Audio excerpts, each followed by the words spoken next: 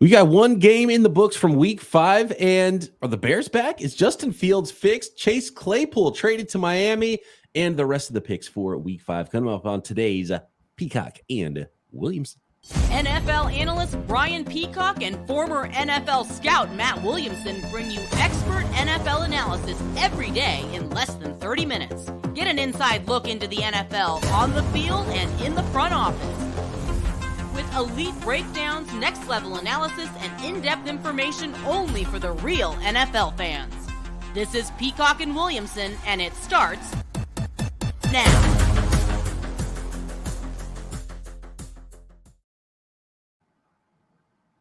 Welcome to the Peacock and Williamson NFL Show. Brian Peacock alongside Matt Williamson at BD Peacock on Twitter, at Williamson NFL. You can find us on all the socials. And, of course, you got to be subscribed up on YouTube and everywhere you get your podcast, just like the everydayers are. We appreciate you. A lot to get into on today's show, which is brought to you by Bird Dogs. Go to birddogs.com/LockedOnNFL and enter promo code LockedOnNFL for a free water bottle with any order. You won't want to take your Bird Dogs off. We promise you. All right, Matt. We got to start with the news of the day, which is the Chase Claypool trade saga is now over, and it twice in inside of a calendar year. In fact, it was last October, right, that he was traded to the Chicago Bears from the Pittsburgh Steelers, and now we have the details here. The Chicago Bears told him to stay home the last couple games, of which the Bears have looked a lot better. More on that momentarily.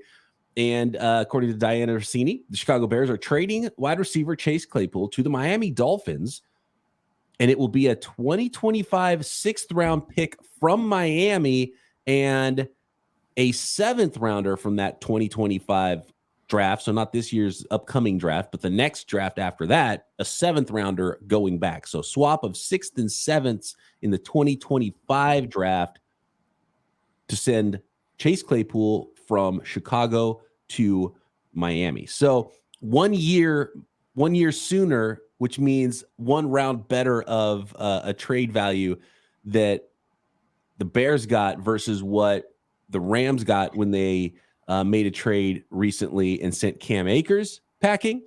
And that was the 2026 draft. So almost as little as you could possibly trade for an NFL player. The Cam Akers one was even less than this one.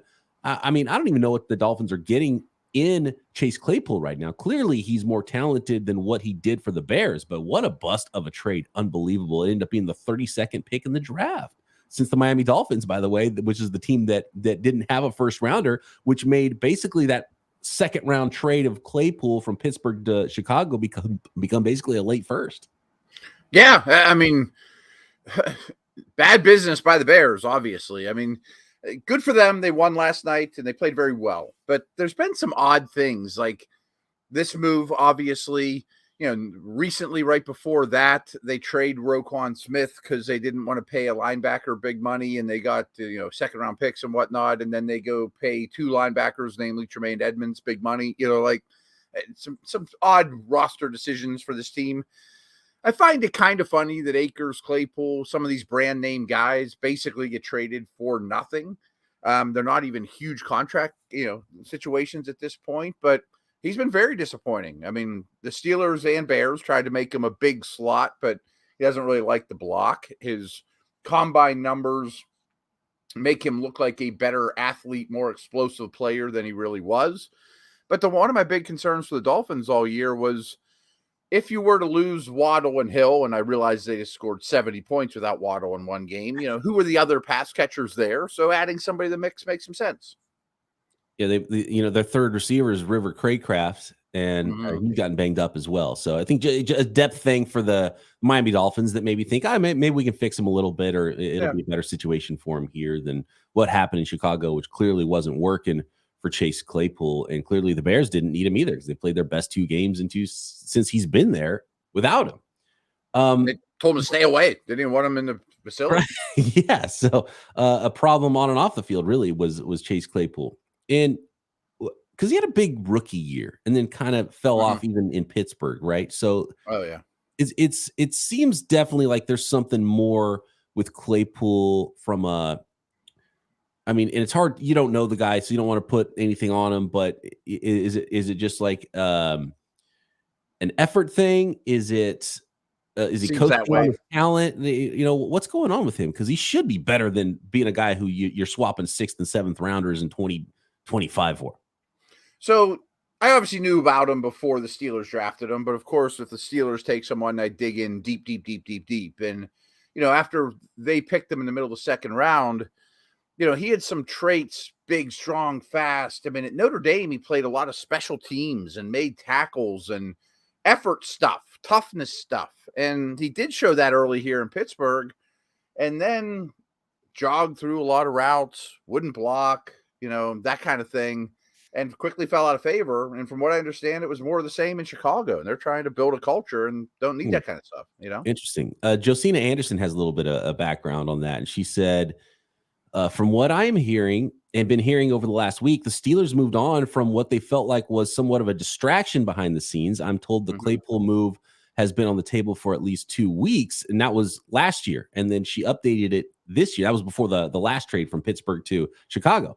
And then now, today, she says, on the day of Chase Claypool's trade from Pittsburgh to Chicago last year, we reported there were internal issues with the Steelers' young wide receiver. Some did not want to hear it at the time. In reflecting, Pittsburgh had drafted George Pickens, who went on to have 801 yards. It's a very long one, by the way, on Twitter. And so you can go to find Josina Anderson and give him this background. But subsequently, there were many emotions as the season progressed. Claypool worked to underline his status within the unit and set him up for his own payday too. And part of this is like Claypool thinks he's a number one. He's in, I believe, he's in the contract year. Last year was rookie contract, right? So probably wants to be featured. It wasn't happening in Pittsburgh, unhappy. Not happening in Chicago, unhappy. Still only 25 years old, but according to some sources to Josina, Claypool has all of the physical traits, but he's got to get it together or things could spiral even faster with the Dolphins. So there you go. And this is last chance. I mean, same thing with Akers, So we'll see how that works out for the Miami Dolphins, for Chase Claypool. And I think it's a good fit. And Mike McDaniel seems like a player's type of a coach that maybe he might get the most out of him. Look at things differently and get something out of him that he wasn't getting out of before. And maybe a wake-up call for Chase Claypool as well in this one. More on this Bears game here. Let's start with the 40-20 Thursday night win for the Chicago Bears, who finally get off the schneid and win a football game here. And it's a road game on a Thursday, which is really difficult for a lot of teams. And so when you look at just the last 2 weeks now, and this is 2 out of 5, so you're starting to get a little sample. You're starting to string some things together. Justin Fields, 15 of 29, really hot early like last week and hotter earlier in the game than later. But 4 touchdown passes in this one, 125.3 quarterback rating. 3 of those TD passes going to DJ Moore. DJ Moore's big breakout game with the Bears here now. 8 catches, 230 yards, 3 touchdowns, averaged 28.8 when he touched the ball. Was this just the Washington Commanders not being able to cover, or are we starting to see something here? Is Justin Fields fixed, Matt? I'm starting to lean towards fix is a big word, but trending the right way. It sure seems like Getsy and Fields are complementing each other now, as opposed to butting heads and not figuring out, the best way to use Fields. They ran the ball really well in this game, 178 yards, and a lot of that was in the second half, but they lost all 3. They lost their running backs. They were handing the ball to a fullback to end the game out. Fields threw the ball really well. I mean, you and I have both said that he's not a bad passer of the football. I mean, it's a process. It's not a physical, not able to throw the ball thing. I mean, he's got a great arm. He is accurate. He's accurate down the field. He can sling the heck out of it. It was like a clear picture thing. And it just seems like the picture has been so much clearer getting to the back of his drop, letting it go, letting it fly. And I like them taking shots because that's one of his strengths. And then that opens up the run game as well. So kind of top to bottom. Blocking's been better. Receivers making plays after the catch, getting open. So it's really top to bottom. So it's hard to put it all on one thing. But I don't know what happened a couple of weeks ago, but it looks like a different football team, and Fields looks like a different quarterback than the first 3 weeks of the season. Absolutely. And I'm not going to imply that they would pass on Caleb Williams. I mean, if one of those 2 picks ends up being that, or Drake May or whoever, but I also think, if he keeps this up a little bit more, and we're going to see a whole year to judge him, which is perfect for the Bears and for him. I mean, they're going to get more than what the Niners got for Trey Lance if they decide to move on from him, so he would have at least some value. You've seen NFL yes. work from him and a body of work. And sure. But to be honest with you, the Caleb Williams thing is going to take care of itself, because if Fields plays like this, they're going to win too many games and they won't have the first pick. And so that won't be a question. If they do have the first pick, unless Carolina does. Well, that's true. They have Carolina's pick. I'll say that. Yeah, that's kind true. Of fun. That does add a little element there for the Chicago Bears. That will be fascinating going forward. I'll talk more next about the Commanders side of things here. And then, of course, we got to make the rest of our picks for week 5 next.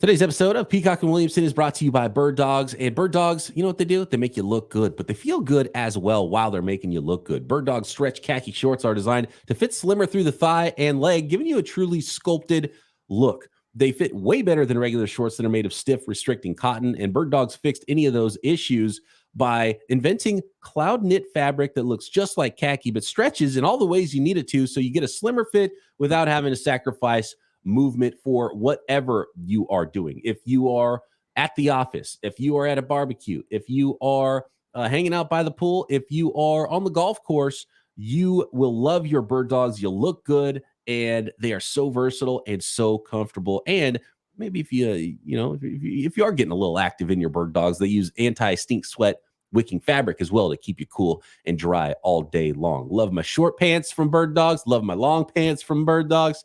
And they are functional for any occasion: workout, lounge work, golf, date, evening out, whatever it is. Utilize those Bird Dogs, and they've got all kinds of different styles there. You can get them with the liner in them. I've got a pair of Bird Dog shorts with the liner that I love hanging out in, lounging in. You can jump in the pool with them if you want to as well. So go to birddogs.com, get yourself a pair. birddogs.com/LockedOnNFL and enter promo code LockedOnNFL at checkout for a free Bird Dogs water bottle with your order. That's birddogs.com/LockedOnNFL for a free water bottle at checkout. You won't want to take your Bird Dogs off. We promise you.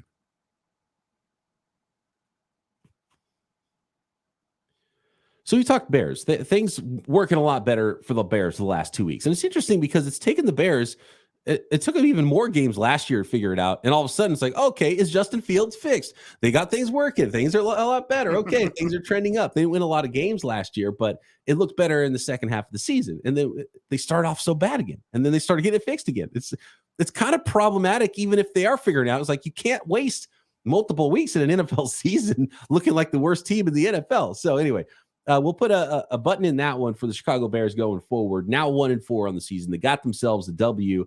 The Washington Commanders are just having a roller coaster of a year, Matt. They allowed the Chicago Bears to put up 40 points on them, and they fall to 2-3 on the season after this 40-20 loss. And if you look at the box score, running the ball, they couldn't do it, but they were down early, so they kind of abandoned it. They attempted 10 passes. 10. Sam Howell attempted 51 passes and completed 37 of them for 388 yards. He did have one interception, but he had 2 touchdowns. Just a myriad of receivers that were targeted and caught balls in this game. Unfortunately for my fantasy team, Terry McLaurin didn't have a big one, 4 catches for 49. But it's really hard for me to figure out what's going on with this Commanders team. The thing that stood out to me, and it's what helped the Bears get to 40, and you want to give the Bears credit, DJ Moore credit, Justin Fields credit, but Washington looked awful on the back end in this game. Yeah, I was going to say that. I mean, their D-line came to play as it always should. There's no excuse for it not to, and it has to. Their first-round pick, Forbes, got benched. The back 7 looked lost and consistently beat and poor tackling. I don't know what to think of Sam Howell. I kind of love him. I kind of hate him. He's fun to watch. He's unbelievably competitive. He had a Mike Allstott run or 2, but it's just chaos with this guy. And of course, he takes 5 sacks, as was the case every week for this team and this quarterback, and plays out of structure time and time again, but throws for 388. I mean, I don't know what to think of this guy, but he's fun to watch. 9, 10, 11. I'm counting the number of receivers that caught passes from Sam Howell in this game. Howell completed passes to 11 different receivers on the Washington roster. Justin Fields completed passes to 3 total receivers, 1 wide receiver. DJ Moore is the only wide receiver that caught a pass for the Bears in this one. He had Darnell Mooney a couple of times. They just weren't able to hook up. 4 attempts, 0 catches toward Darnell Mooney, but 5 catches for Cole Kmet, 2 for Robert Tonyan. Just a very strange when you look at the box score, how different these teams played and how different the offenses looked here.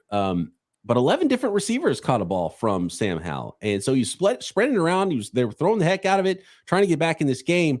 I think the very last thing we said when we were previewing this game, Matt, was, okay, I picked the Commanders because I thought they were going to win up front. The D-line looked good, but they did not win that battle up front, both sides of the ball, like I thought against the Bears, which I think was really big and kind of does get lost in this when you look at what happened with the passing game from the Bears against the secondary of Washington.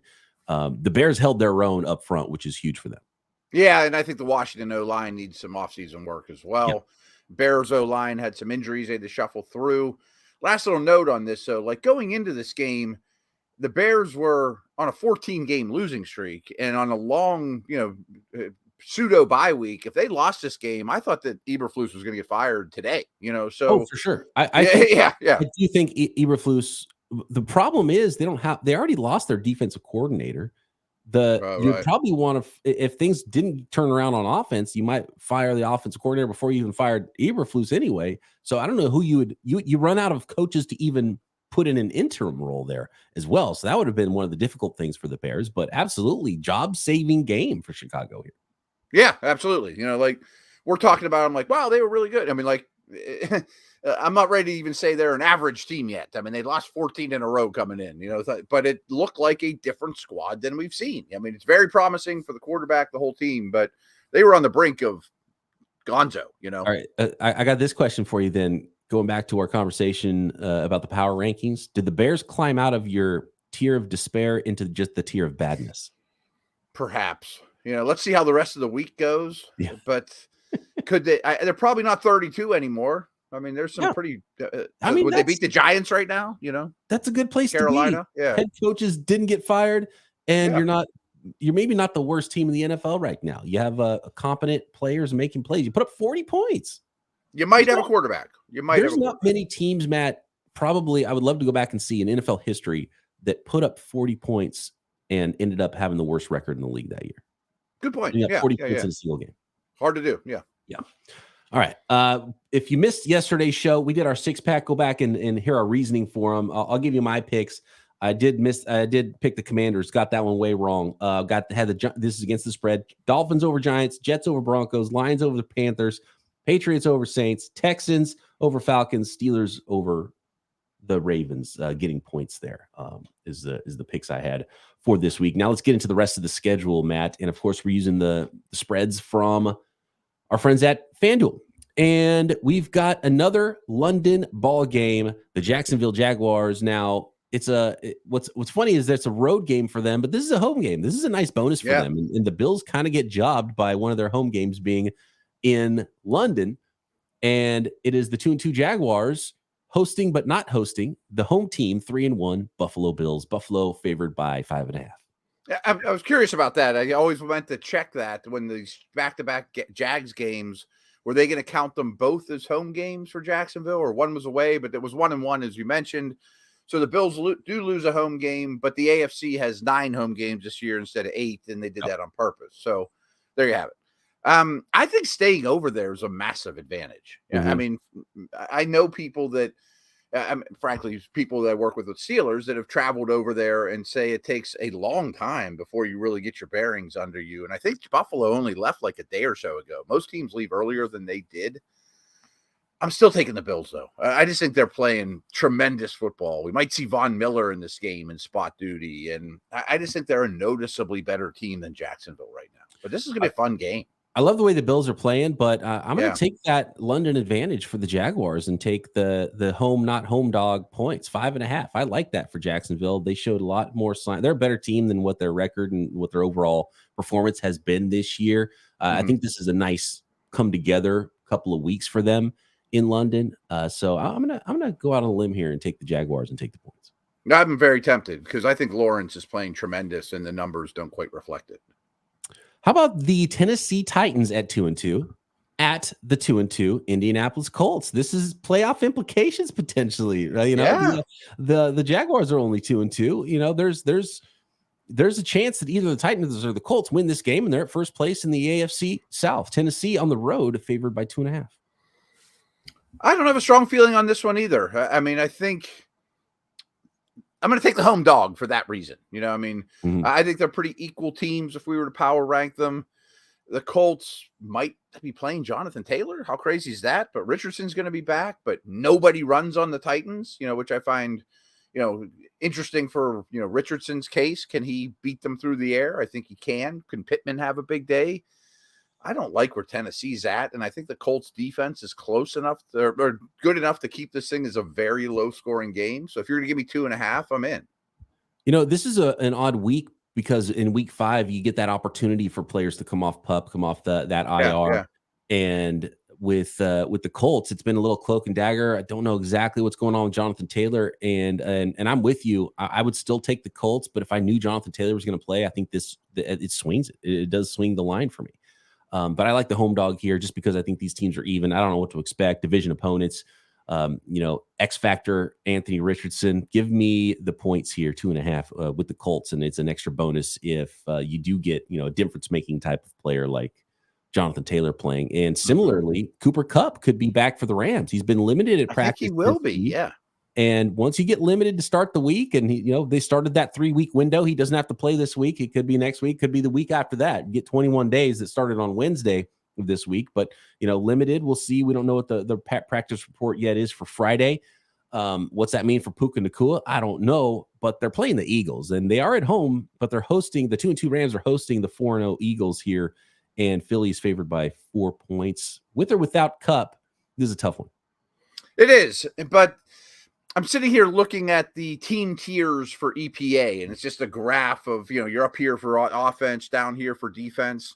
And these two teams are basically right on top of each other. They're above average offense, about middle of the road defense.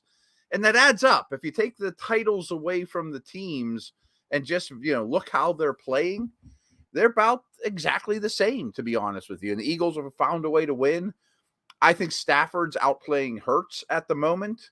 I don't exactly think of the Rams having a great home field advantage in the home dog situation, and I'm sure there'll be some green in the stands, but I think they keep this to within a field goal. I mean, if this was 2.5, I'd take the Eagles, but I'm looking at 4, right?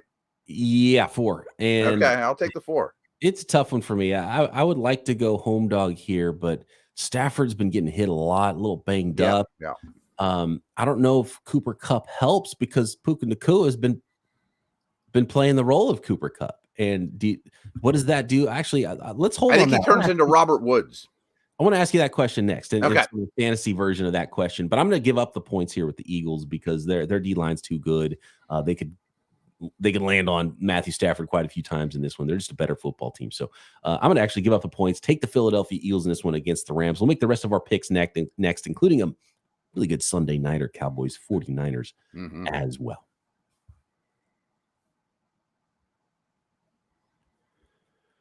Today's episode of Peacock and Williamson brought to you by PrizePicks. PrizePicks is the most fun you will have playing daily fantasy football this season. And while you're having all that fun, you can win up to 25 times your money, and it could not be more easy. You just select 2 or more players and pick more or less on their projected stats at PrizePicks, and then place your entry.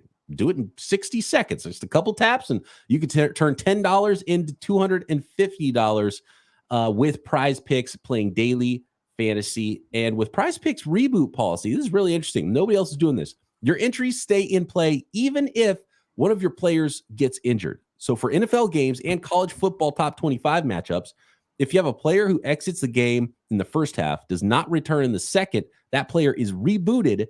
PrizePicks is the only daily fantasy sports platform with injury insurance. So get involved, play daily fantasy sports at PrizePicks, prizepicks.com/LockedOnNFL, or download the app and use code LockedOnNFL for a first deposit match up to $100. That's prizepicks.com/LockedOnNFL. Promo code LockedOnNFL for a first deposit match up to $100. PrizePicks, daily fantasy sports made easy.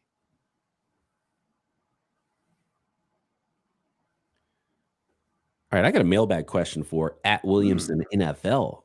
And I have Cooper Kupp on my IR, on my fantasy team. And I also picked up Puka Nacua, who's been the best player on my fantasy team this year, Matt. My plan right now, as my lineup's currently constructed, is they're both in the lineup because I don't know what to do with them. And I want all those points. And they could be thrown from behind. And I want the number one guy for Matthew Stafford.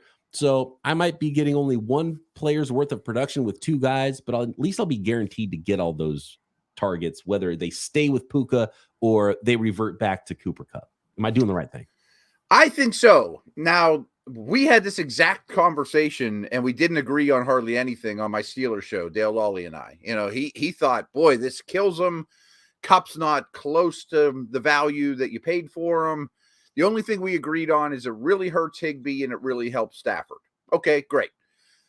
I think it's good for both. And I even laid out that scenario. I'm like, I bet there's a lot of teams that drafted Kupp and then paid big for Puka and have both. And I think both of them are probably, like, if I were to do wide receiver ranks, which I never do, you know, for week to week, I bet they would be between 10 and 30 for both of them. Kupp above Puka, of course, assuming he's 100%.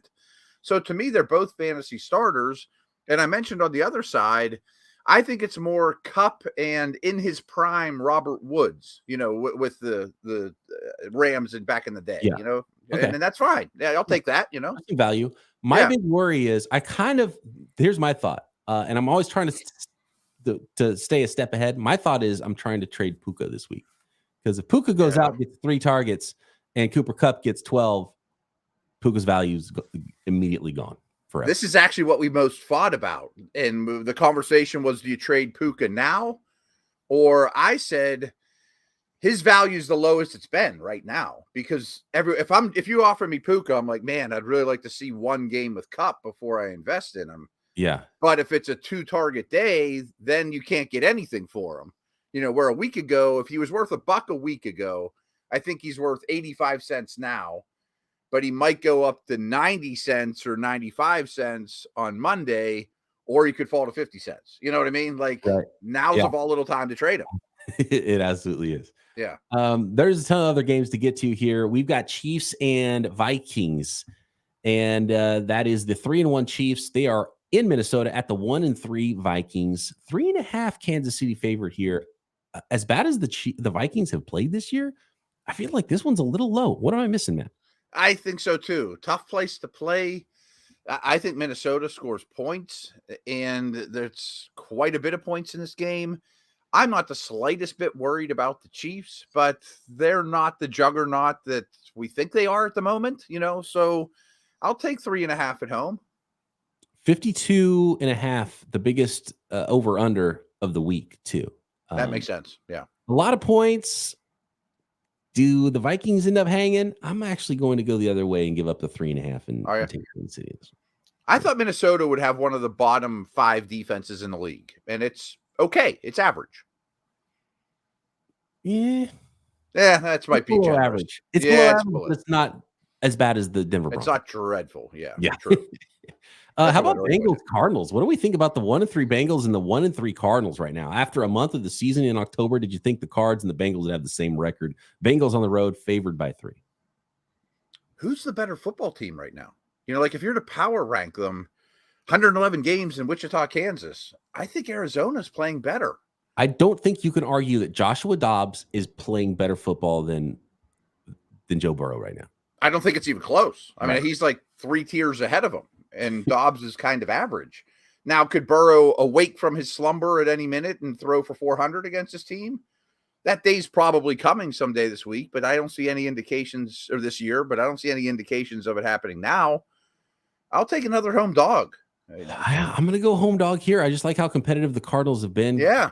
At least keep this one close at home and just have not liked anything I've seen from the Bengals. But you're right. They could wake from their slumber at any moment. Will it happen on the road? Will it happen after the bye week at home? You know, it's hard to say with Cincinnati. So really interesting one there. I also think T. Higgins probably doesn't play. I mean, he's got a broken rib. Right. Yeah, exactly. So that makes it difficult and makes it easier to scheme against when you one guy you got to try to stop. And we got the Dallas Cowboys at the San Francisco 49ers. Game of the week here. Sunday nighter, prime time. Two teams that expect to be in the playoffs. Only one loss between those two teams. 3-1 Cowboys at the 4-0 49ers. Niners at home favored by 4. Take it away. So tell me what you think. I'm torn on this one. I mean, this is your team. I want to hear your take on this game. What are the keys? This is a popcorn game. The 49ers are playing such good football across the board. But we need to learn a little bit more about both these teams because neither team has really played a difficult schedule to this point. You're right. This is really the first good team that either the Niners or the Cowboys have faced this year. Do you remember week 1? TJ Watt sacked Purdy 3 times, 2 strip sacks. They lost one of those fumbles, the 49ers did. But the offense was so bad, and the 49ers were beating the Steelers so bad everywhere else, it didn't matter. If that happens with DeMarcus Lawrence and Micah Parsons in this game, it will hurt the 49ers. So that's an interesting angle to me, but the 49ers are too good. I think the ball's going to come out quick. We just saw how difficult it was to cover Christian McCaffrey out of the backfield. That sort of unleashed that wrinkle last week with the passing game to Christian McCaffrey. I like the 49ers. I do like the 49ers by 4, so I'm going to take them in this one. But this is a popcorn game, and I'm really interested to see how both these teams look against really good competition, 2 of the best defenses in the league.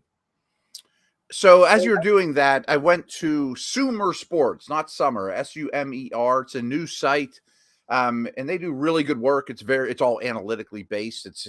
And they have their version of DVOA, and it's free. And I just wanted to check, because they have a really good strength of schedule metric, and they have 2 columns here: strength of schedule before this week, and then strength of schedule going forward.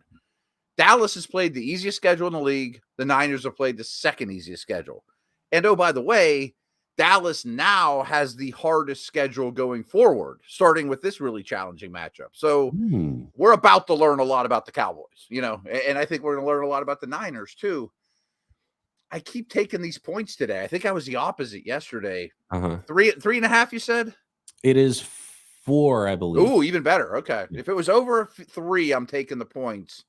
I think this is a very even matchup. And I can't imagine the Dallas beating the Niners by 2 touchdowns, but I could imagine the other way around. Right. And that's why I kind of wanted to take the 49ers at home. And they just look so good top to bottom in this one. They really do. Again, they haven't played a team as good as the Cowboys, granted. So we'll see what that looks like. Although they have beat a team that did beat the Cowboys this year. I mean, I think it's 30-27, 27-24. If this was under 3, I would take the home team, but over 3, I want Dallas. It could be a good one. I can't wait for that. That should be a good one. Yeah. Monday night, Packers Raiders. The 2-2 Packers at the 1-3 Raiders. Raiders playing bad ball, favored at home by 1, Matt. But the Packers have been a really up and down team now the last few weeks.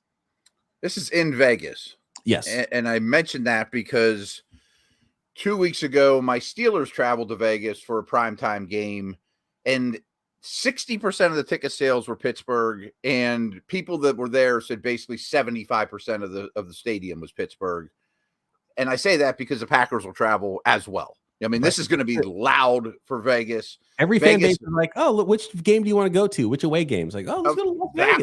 That one. And party all day long. Yeah. Yep, exactly. And it's easy to fly to. Flights are cheap. Raiders fans right now probably like, I could give up a ticket or 2. Yeah, I'll get them to make a nice buck for it. I'm not super excited about my Raiders. Actually, I have a really good friend who's had season tickets, dating back to Oakland, which wasn't that long ago, and he has seats in Las Vegas, and he goes to 1 game a year, sells the rest. So it makes sense. And frankly, I don't even know how many residents of Vegas grew up Raiders fans. I mean, I'm sure people that grew up in Oakland and LA travel there, but it's not easy. It's not like our hometowns, Green Bay or whatever. I think Green Bay wins big. Yeah. I'm shocked that this line's this small, to be honest. I'm gonna take Green Bay as well in this one, and you get a little point on top of it. So I like that quite a bit. It's a good week. Week 5. We're learning a lot about teams. We're in October, Matt. October football. Thanks everybody for making us your first listen here on the Locked On Podcast Network. Your team every day. Make sure you're subscribed on YouTube and everywhere you get your podcasts. And of course, Matt and I will be back Monday, breaking it all down right here. Peacock and Williamson.